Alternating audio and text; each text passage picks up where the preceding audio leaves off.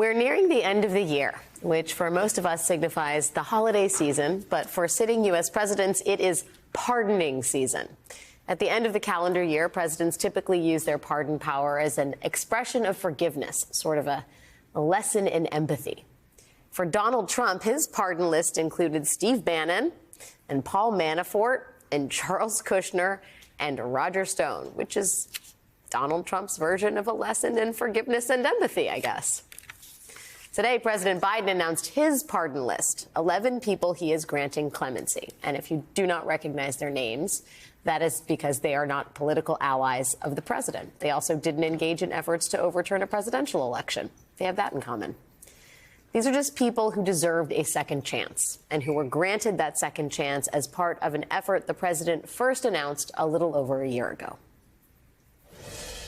As I said when I ran for president, no one should be in jail just for using or possessing marijuana. It's already legal in many states, and criminal records for marijuana possession have led to needless barriers to employment, to housing, to educational opportunities. Too many lives have been upended because of our failed approach to marijuana. It's time that we right these wrongs. That was President Biden just before the 2022 midterm, announcing a sweeping pardon for thousands of people convicted of marijuana possession under federal law. And today, President Biden took it a step further, building upon last year's action by pardoning thousands more who were convicted of use and possession of marijuana on federal land. The White House says that this move is meant to help thousands overcome hurdles to finding employment and housing.